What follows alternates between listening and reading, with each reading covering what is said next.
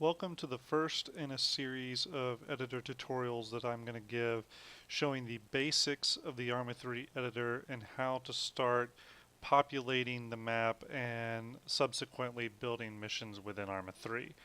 The main thing to remember when using the editor in ARMA 3 is that things can kind of quickly escalate and get out of hand in terms of if you set too large of goals.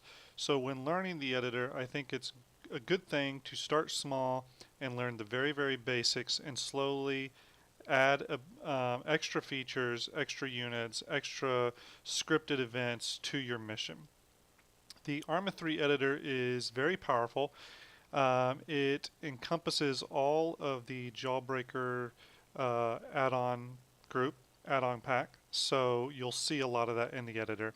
A lot of people, when they approach the editor, immediately want to build a mission in a night and be ready to play it the next day. And you really have to step back from it and look at it more as a long-term investment of the game. It is something that is going to take you months and months of time to master. So start small, set realistic goals. So the first thing I think we should start with is the actual user interface of the editor. So up top here you'll notice we have a series of icons that run along the top and a series of icons that run along the left hand side of the screen. In addition to that, on the bottom of the screen you'll see grid coordinates X, Y, and Z, okay, as well as the 6-digit grid code you're used to in the in-game map. Down in the lower right you're going to see the day, the date, and the time. So let's start going through each icon, what they do and what they mean. Now some of the icons I am not going to go into because they're probably linked to much more advanced editing features that you're not going to get to for a while. So I want you to put those out of your head. Let's just focus on the things that you need to know to at least start using the editor in its most basic form. So let's go up here to the top. On the top left, you'll see the clear button. What that does is it clears the map of any and all icons. So if I go here and I insert a unit and then hit clear, it'll ask if I'm sure. I hit yes, it took it away. So now the unit's gone. It's a way to wipe your map clean. So be careful with that button. Now, one thing the ARMA editor does not have is a back or forward button to either undo a mistake or redo a mistake. So unlike Photoshop or any kind of creative software that you may be used to that has an undo and redo button, the ARMA editor does not have that. So be very careful on what you do. The next icon right to the right of clear is load. That is to load missions you've been building or scenarios you have been building after you've saved them. So once you've saved them, you can come back to them the next day, hit load, and you can then select the map. So if I click load here, I go to the map I want. So let's go to Stratus, and then you'll see listed here all the scenarios or missions or test parameters I've got kind of saved. So the next icon is save. That is to save what you're building. So let's say I start making a mission, but the mission's not done yet, okay? I've just been building some parts of it, and let's say I'm 20% complete building this mission. But I want to finish the rest of it tomorrow or the next day or a week later or whatever. I'm going to save it, and when I hit save, a box is going to come up and I'll name it, okay? So something to note here, if I'm going to name it 2 words, let's say Operation Test, if you put a space right here, ARMA is going to put a asterisk in between there. That's just how it reads the file name. So if you want there to be a space there, you should put an underscore or something that you wish to be there to represent the space. You also see a save as. just for working within the editor, something that you're going to come back to, or maybe come back to the mission a week later or whatever, you just want to save it as a user mission, which is the default option. Okay, there are single mission, multiplayer missions, email, and to publish on the Steam Workshop. But right now, let's just focus on the user mission. Okay. Um, Once you have saved a mission, let's say, well, actually, let's go to the next icon, which is Save As. So let's say you have a mission, it's built, it's finished, you're ready to test it with other players. You can go to Save As, works just like it does in Windows or any other program. And let's say your mission is called Operation Test. But this is the first time you're going to play it online. Well, you might want to name it Operation Test V1 for version 1. And then you save it as a multiplayer mission and hit OK. When you go to start a server in the multiplayer part of ARMA, that map will be listed there as Operation Test V1. You can load that up. It's good to name your file names in ways that make sense to you. So for example, for the Jawbreaker clan, missions are named TF Jawbreaker for Task Force Jawbreaker. That way I know it's an official mission or training area for the clan and not something I'm doing just on my own. So TF Jawbreaker underscore the mission name. So the first mission in the Jawbreaker campaign is Operation Jawbreaker. So it would be TF Jawbreaker underscore op Jawbreaker V1. Version 1 is my first version.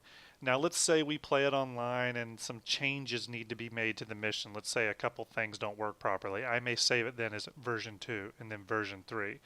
The missions take up very little space on your hard drive. They're pretty small in this edited format. So you can kind of keep making versions, and that way you don't overwrite anything or mess up something by accidentally hitting save when you meant to save a version. So the next button up here is merge. This is the two lines that form into one arrow. Merge we'll go into deeper later, but essentially merge is let's say you wanted to take a mission. Let's say I already have a mission, Operation Jawbreaker, and I want to make a daytime version, a nighttime version, and a bad weather version. Well, I may hit merge, select the mission will load, and then I would hit save as Operation Jawbreaker underscore night or whatever. But merge is not something you really need to use very often because you could just save your mission multiple names. So don't worry too much about that. The next button here is Intel.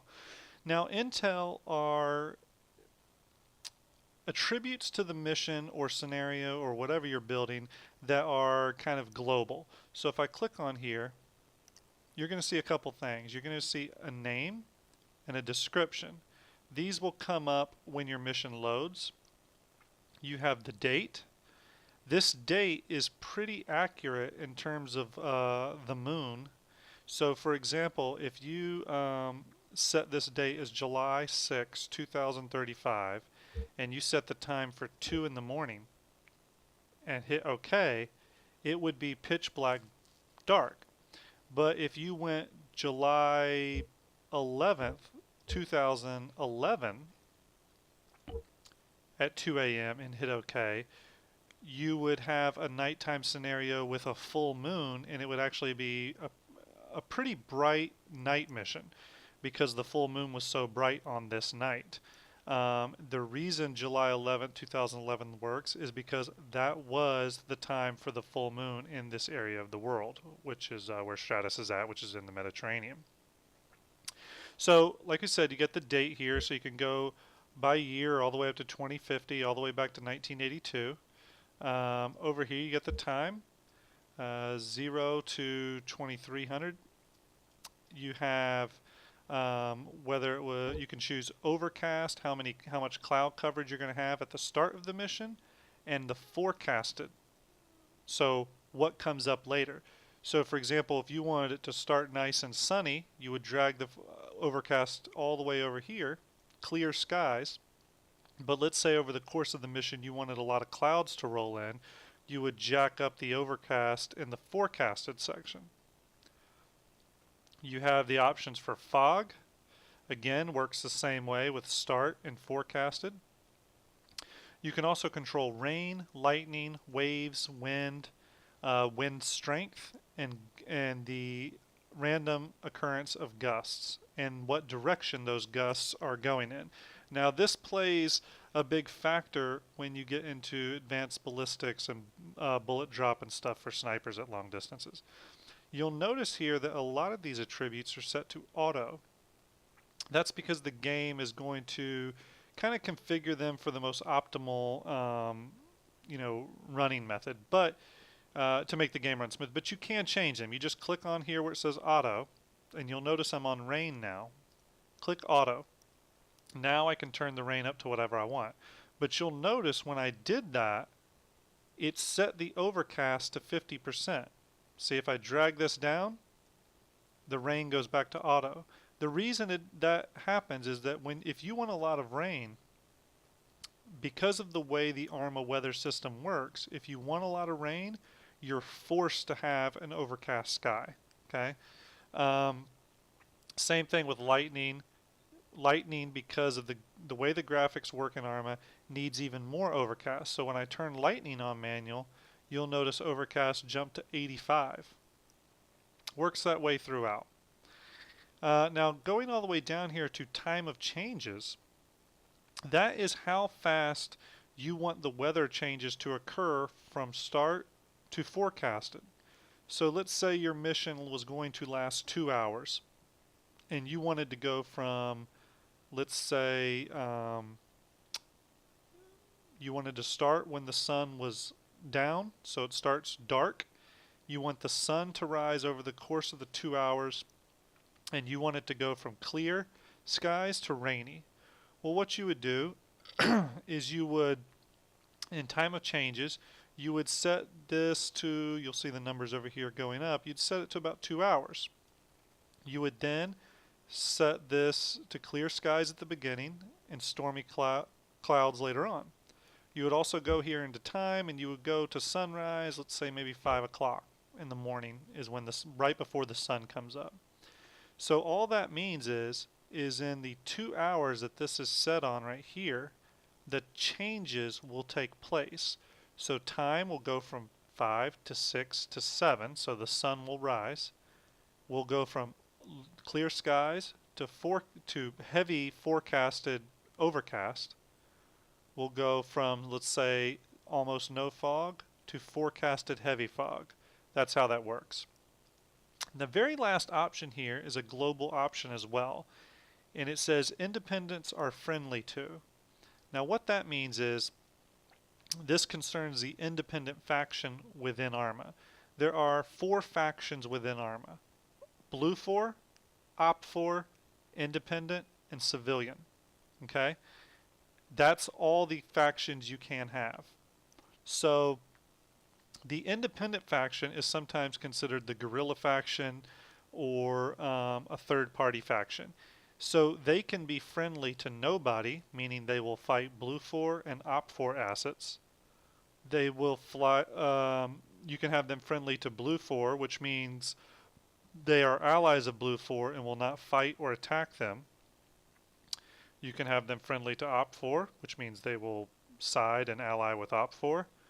Or you can set them friendly to everybody, which means they would be a neutral faction. So that's how the intel, and this is called the intel dialog box, like I said earlier. So that's how the intel works. So all this is mission global. So this will apply to your entire mission during the entire time of the mission.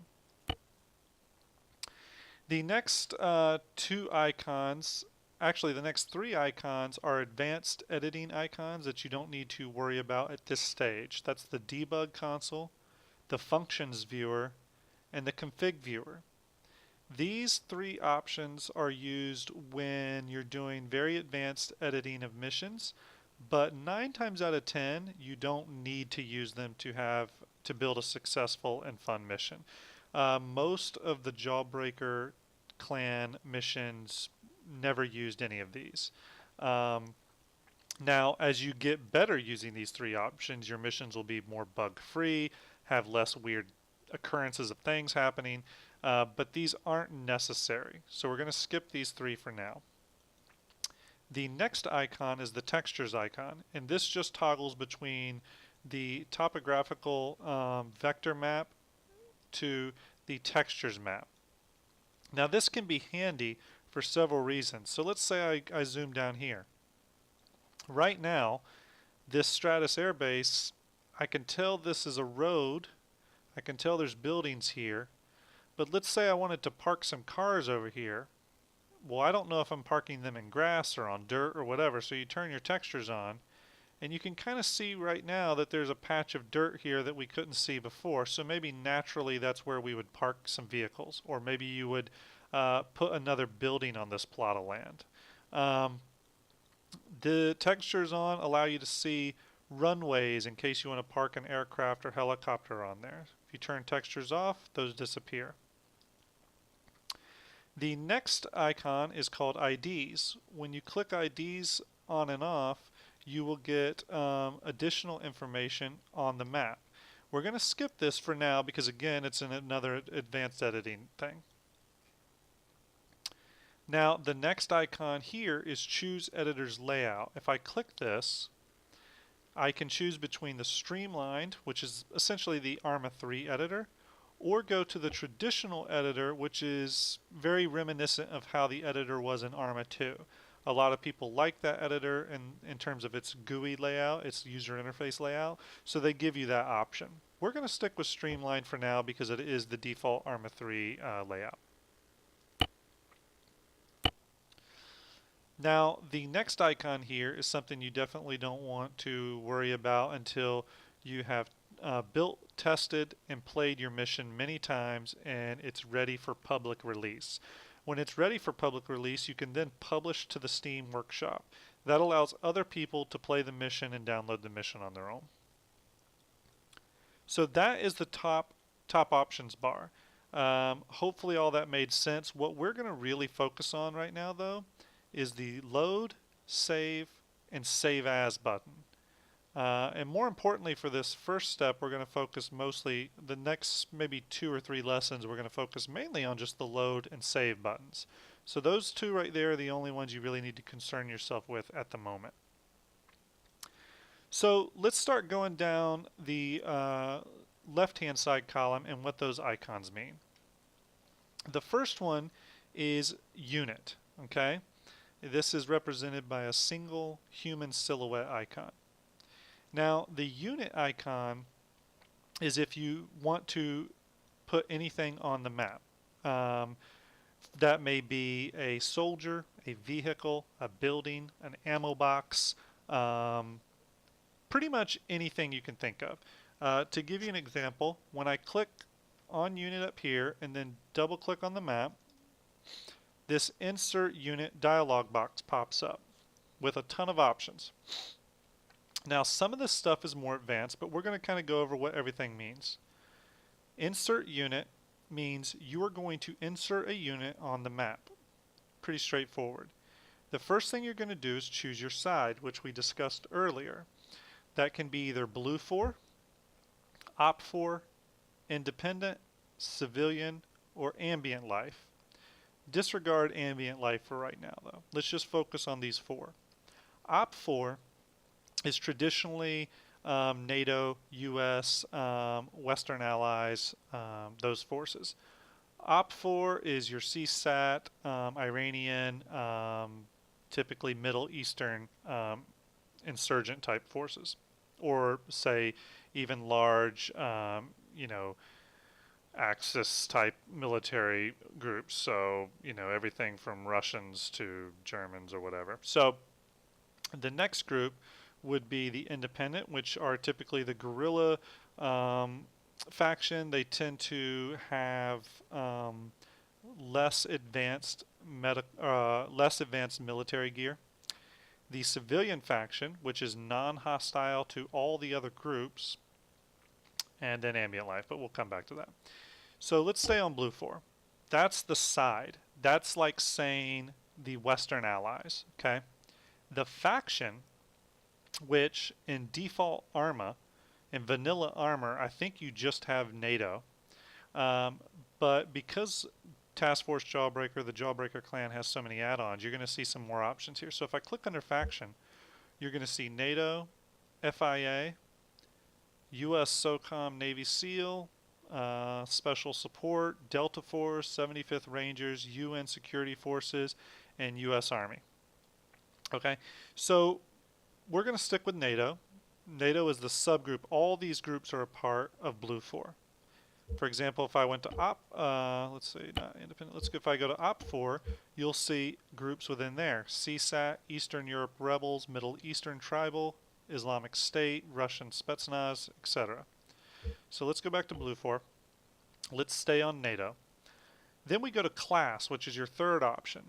Here you're going to see things like air, armored, cars, men, ships, stuff like that. And that's exactly what it means. It means if I go to cars, underneath unit, you're going to see different types of cars: ATVs, transport trucks, etc. If I go to air, you're going to see different types of air assets: little birds, Hueys, Chinooks, transport planes, pretty much all the flying air vehicles in ARMA 3. But only on the Blue 4 side. To get an Op 4 vehicle, you need to go to the Op 4 dropdown. So let's go back to men. Now that I'm in men, I go to unit. Under unit, I can choose everything they have to offer: ammo bearer, auto rifleman, marksman, etc. Okay, so let's choose just a basic rifleman. The next thing is special attributes of inserting the unit. So there's 4 options here actually: none, in cargo, flying, and in formation. So for right now, we're going to choose none, which essentially just means we're inserting a unit on the map. He's not attached to anything. He's not a part of a group, a squad. He's not attached inside the cargo bay of a vehicle, anything. He's just on his own on the map. Control. Now, is this unit a non-playable character, meaning an NPC? Is he controlled by the player, or is he available to be playable? We're going to choose player because I want to be able to control this as my unit on the map.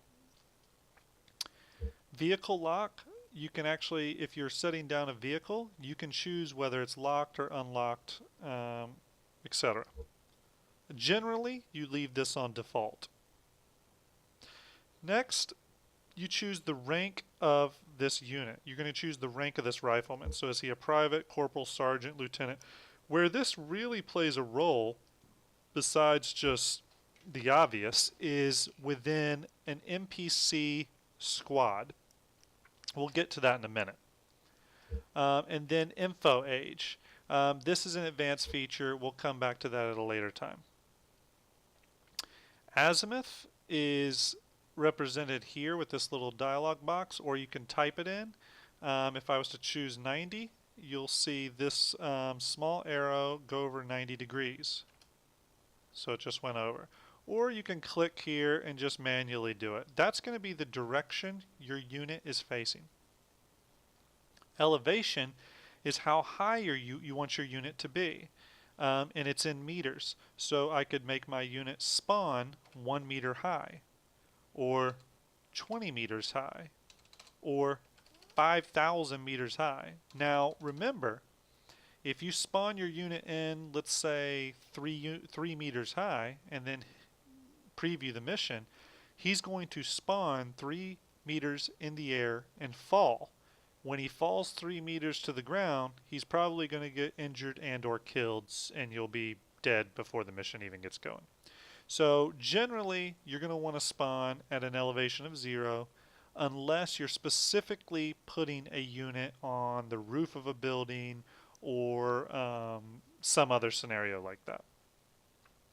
Now over here you can name the unit.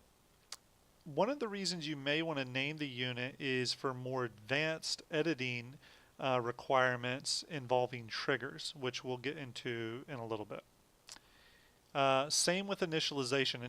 Initialization is almost scripting for this individual unit. So let's say I wanted this rifleman to spawn, and I hit OK and I hit preview. He's going to spawn with the vanilla rifleman loadout.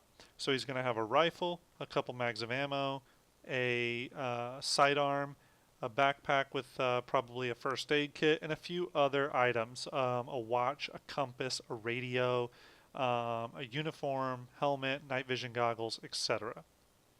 But let's say I wanted to spawn him in the map with none of that stuff. I just wanted him in a uniform with no weapons.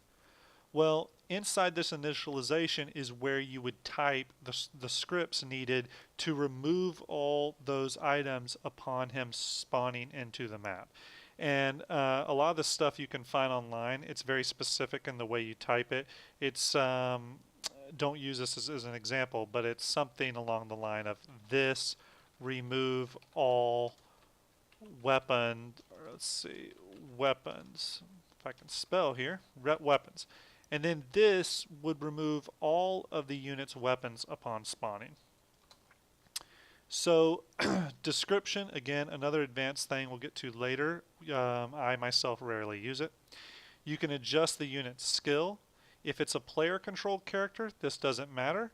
If it's an NPC, it does matter. So this would mean the NPC character, the AI is heavily skilled or very dumb. Health and armor, fuel, ammunition, probability of presence. Again, these are all amounts. So if I set the health and armor down to here, the unit is going to spawn into the map and already be hurt. If I put the health and armor here, he's going to probably spawn in dead or very near death. So generally you want that up. Fuel, if you spawned a vehicle and take the fuel all the way down, when you spawn in, the vehicle will have no fuel and will not drive anywhere, so you want to make sure it's fueled up. Same thing with ammunition. Probability of presence. Let's say I was placing a unit on the map, an Op 4 soldier, and the mission started, but I wanted to make that unit sometimes be there and sometimes not be there. It would always be random. I would set this probability presence. So if I put it in the middle, that means the soldier has a 50% chance of being there.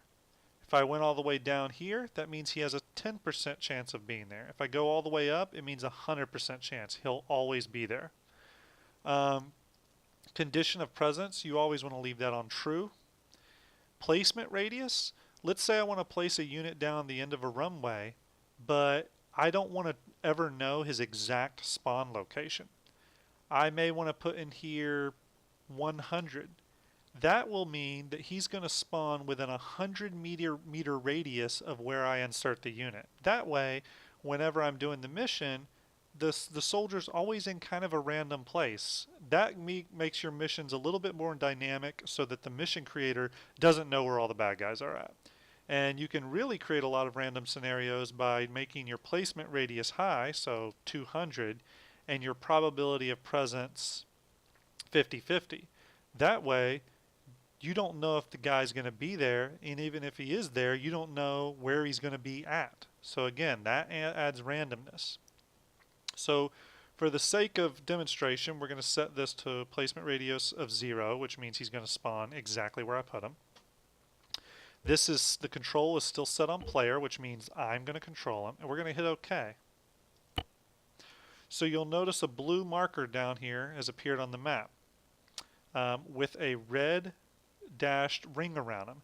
That red dashed rings means that I am in control of that unit. If I was to double click on the unit again, it brings the edit unit button back up, or dialog back up, and I can make changes to it again. Hit OK, and those changes will be reflected. So let's say if I just wanted to not make myself this player, but I wanted this player to be playable if I chose, I'd click on it, I'd go to Control and go to Playable. Hit OK. Now the dashed line is blue instead of red. If I wanted it to be an NPC player, I would choose Non-Playable, hit OK, and he has no ring around him. That means he's controlled by AI. So let's go back and make him a player controlled character. Hit OK. You'll see the red dashed line appeared back on the player, or on the unit. So let's say I hit preview now. The map's going to load.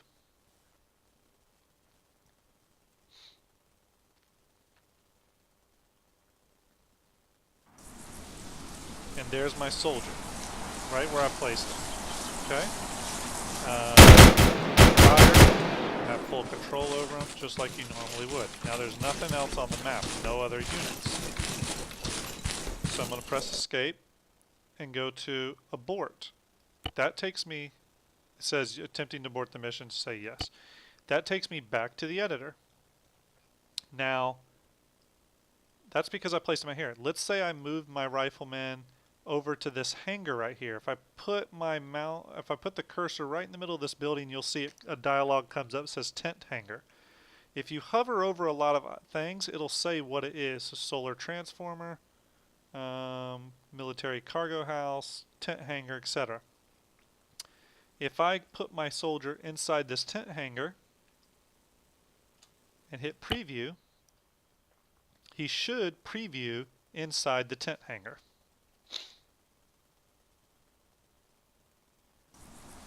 And there you go. He's inside the tent hangar, right where I put him. So press escape again, or abort. So let's move our soldier out. So after you place your soldier, moving around this map, by the way, is just like any Windows program. You use your mouse wheel to scroll in and out. You hold down the right mouse button, and you'll notice the cursor changes.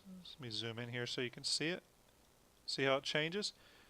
Once you click and hold your right mouse button, you can drag around the map to quickly move around. Okay? So let's go down. We'll zoom down to my unit. I can click on my unit with my left mouse button and move him around. Okay? I can also hold down Shift, click on the unit with my left mouse button and move around, and you'll see he's turning. So I can quickly change his direction. Okay? So let's say so that's units.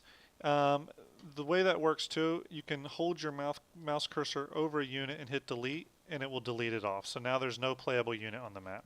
So let's insert another unit. Let's insert a unit, but this time let's insert an air unit, and let's do an MH6 Little Bird. Okay? Boom. You'll see now that there's a helicopter icon with a red circle around it. That means it's a playable, by me, helicopter unit. Let's say I want to put him right on the runway. So we'll turn textures on so we can see the runway. We'll drag our little bird over. We'll hold down Shift. With the left mouse button, we'll turn him so he's facing down the runway. See right there, now he's facing down the runway. And we'll preview.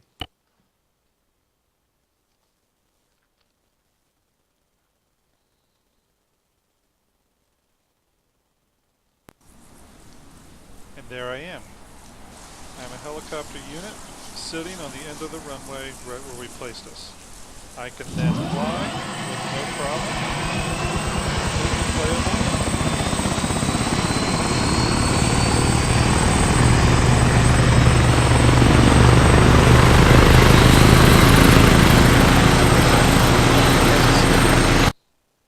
Go to abort. I'm right back where I was. Helicopter sitting on the airfield where I spawned him. Now let's delete that. Let's continue down this path.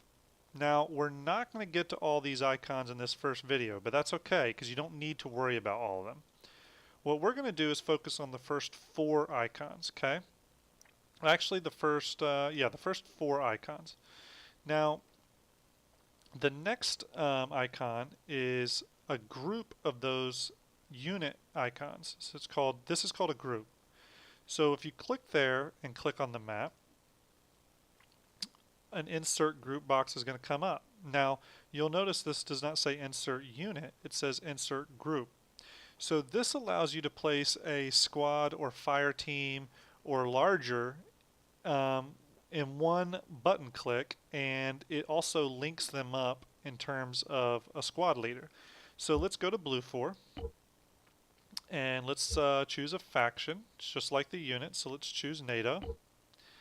Then we can choose the class, so infantry, special forces, motorized, mechanized, or even armored. We'll stick with infantry for now. Then we choose the type of unit.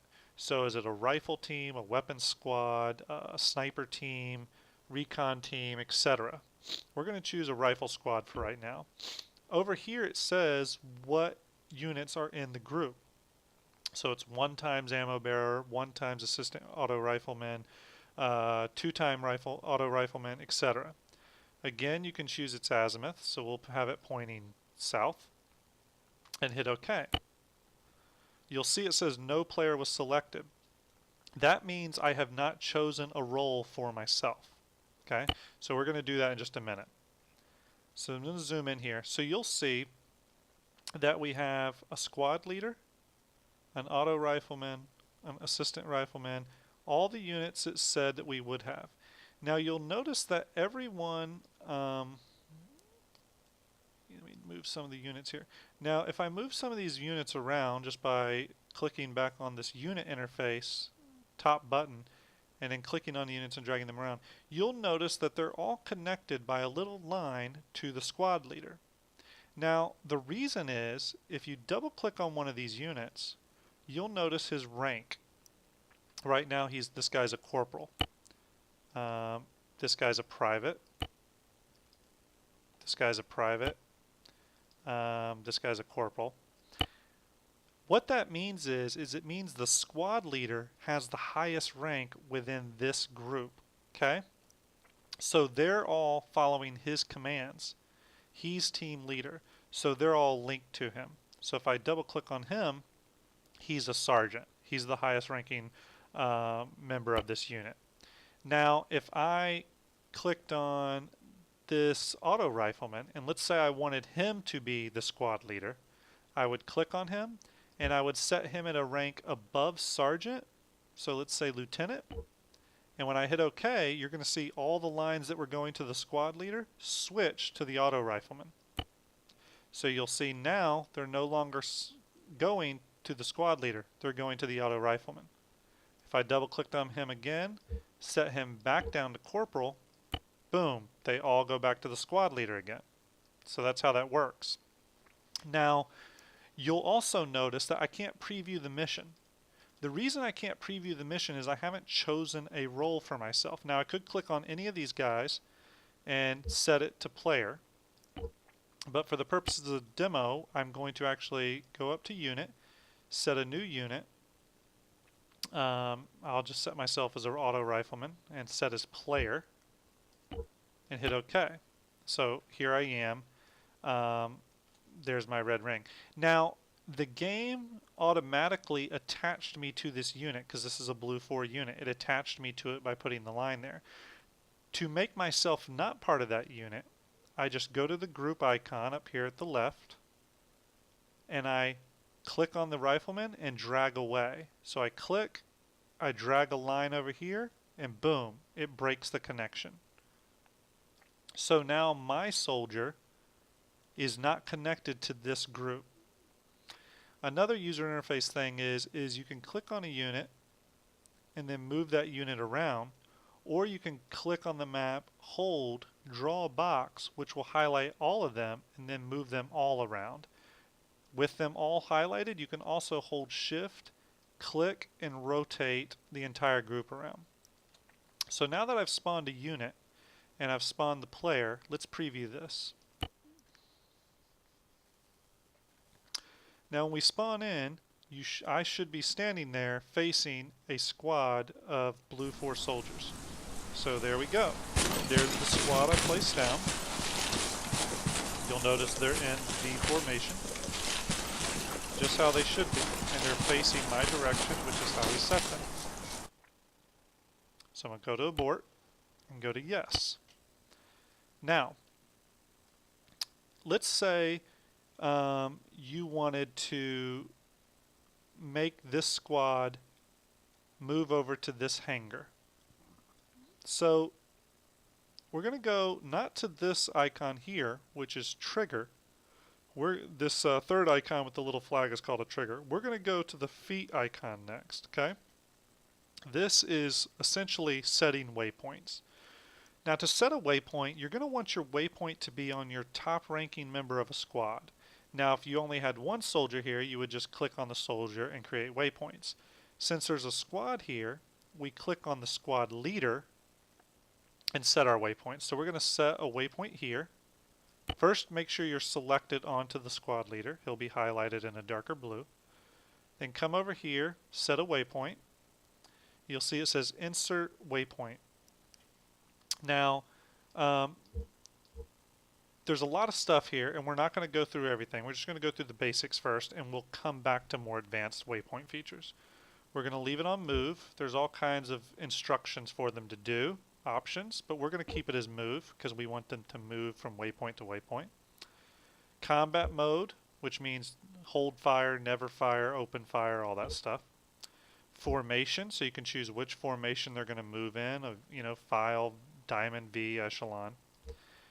The speed at which they move, so full, normal, or limited. And then their behavior.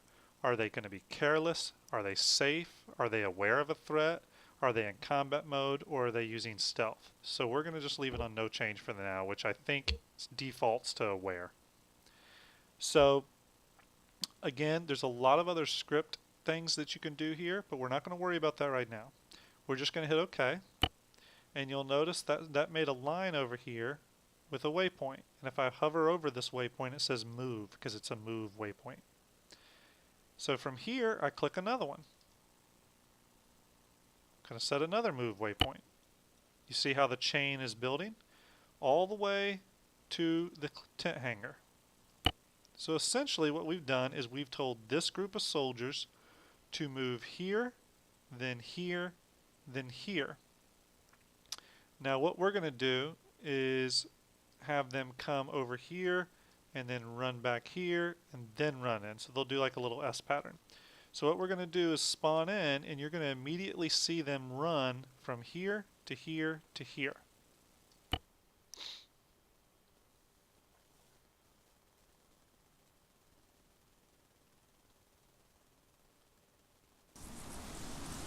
So we've spawned in. You see our blue 4 group is moving. So they're going to move over here, and then they're going to turn and head the other way, because remember they're making that S turn.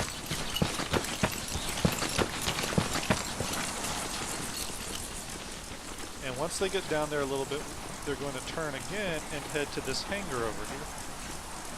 So there you've seen they've turned again. And remember, as they're moving, they're staying within formation because they are a squad. And we've set, and they have a formation they're following. So then boom, they've moved to the hangar like we told them to. They hold their formation, all of them covering different angles. Okay? So let's abort. That's the basics of waypoints. Now, you could, for example, if you wanted them to guard this hangar, you would set this last waypoint as a hold or sentry, or maybe you would set it for loiter or guard. There's many different options. Each one of these waypoint types has a little bit different attributes associated with it. I don't know all of them, but a lot of that information is available online. So let's move our waypoints around a little bit. Now let's say I wanted my troops here, when the mission starts, I wanted them to move a little bit and then wait, okay?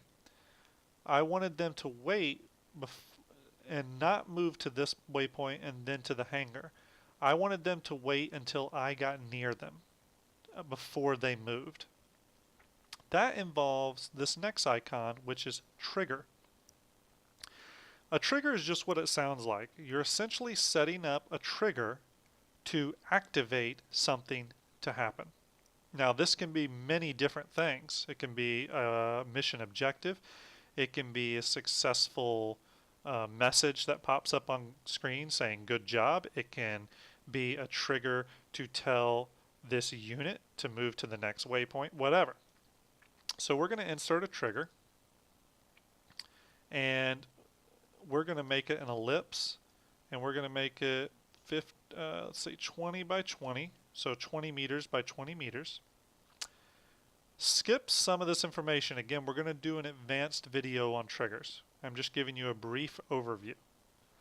We're going to go to activation right here and say blue 4. And we're going to say once, and that's it. Leave everything else alone. And we're going to say OK. Now you'll notice that it put a little flag here with a perimeter circle. This is the 20 by 20 circle that we laid out here, 20 by 20 ellipse. Okay.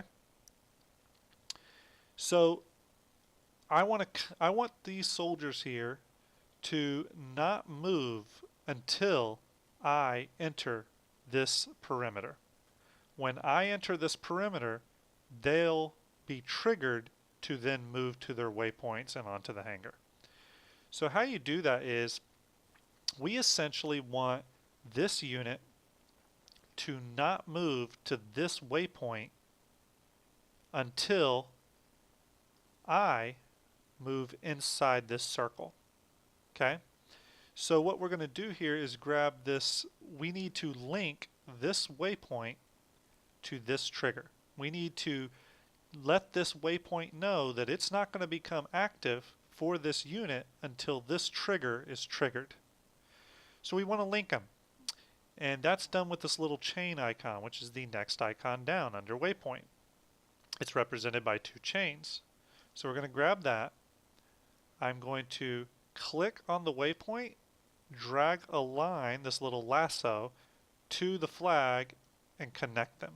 So you see it made a blue connection here. So let me tell you what's happening here. The trigger, if I double click on the trigger is a 20 by 20 ellipse, and the only thing that can trigger the trigger, the only thing that can activate this trigger, is for a blue 4 unit to walk within its perimeter. Okay? Well, I am a blue 4 unit. Okay? If I click on my unit, I'm blue 4. So that means when this unit walks forward, crosses this boundary, this unit will be, when this unit triggers this boundary, this trigger will fire or activate, send the message down this trigger line, and it will tell this unit that it is now okay to move to this waypoint, then this waypoint, then this waypoint. Okay? So to denote this perimeter, just for editing's sakes, I'm going to place my player right on the outside of it here. Okay? So actually let's adjust this a little bit. Okay, so I'm going to hit preview. I'm going to be outside of the trigger. You're going to notice the soldiers not move. I'm then going to run forward and run into trigger, and then you're going to notice them go down their waypoints like they're told. So let's hit preview.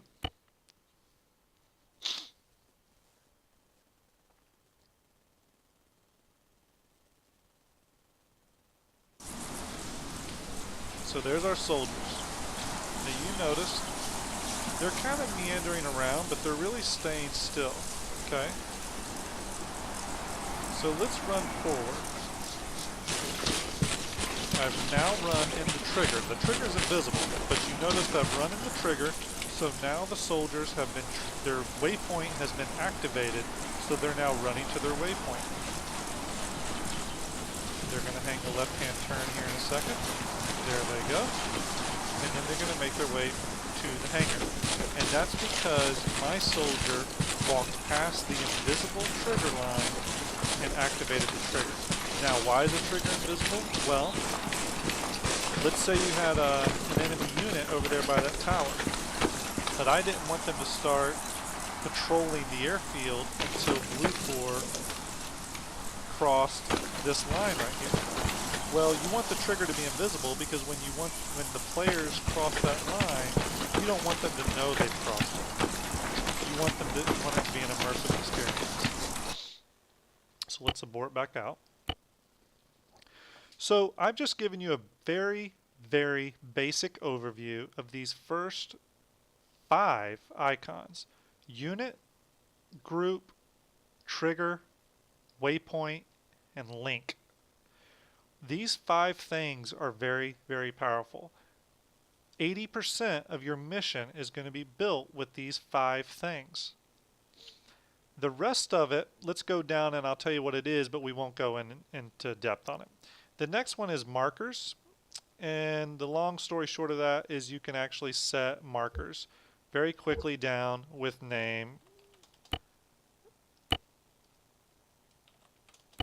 and it will set a marker on the map that you can move and will be visible to all players on the map. Okay, but we'll go into more detail about the markers later, because the markers actually have a lot of functionality tied to triggers and linking and stuff like that. So we'll get to that later, and probably in video 3 or 4.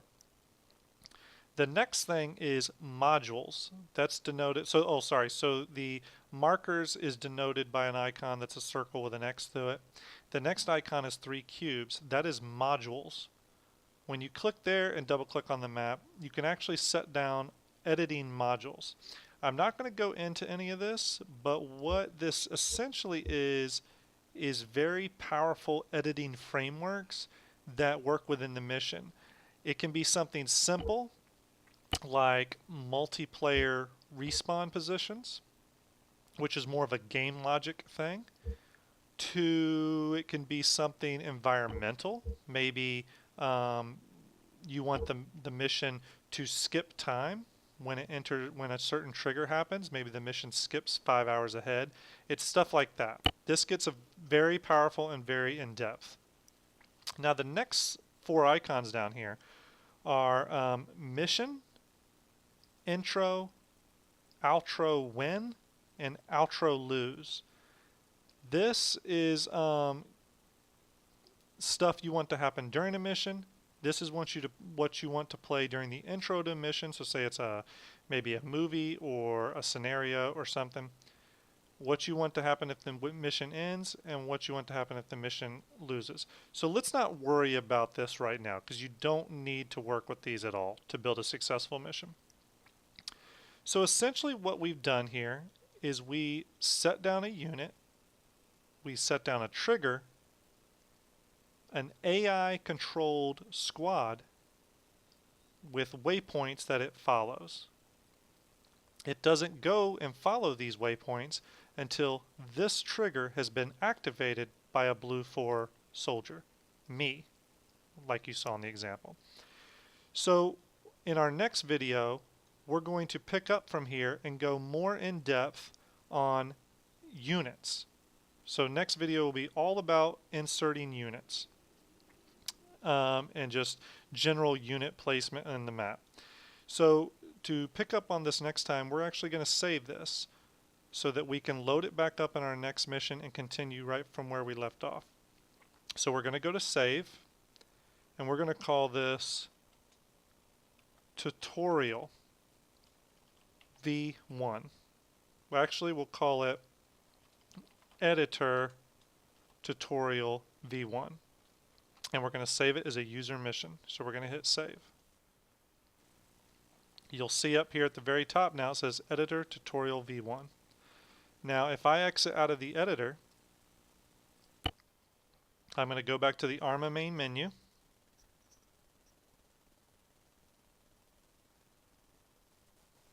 If I go back to the editor, go to my map that I was working on, so Stratus, it pulls up a blank map. Well, if I want to continue back with that mission, continue editing, I go to load, make sure I'm on Stratus, and I look for the mission I made. Here it is, editor tutorial V1, and hit OK. You'll notice our stuff came right back up how it was, and then you can continue editing the next day. So that's it for video 1. I hope I covered some of the basic stuff up here. Next video, we're going to get heavily into inserting OP4 and Blue 4 units, as well as some independent units, and how those units are represented and manipulated on the map. So look out for video 2 probably in a day or so.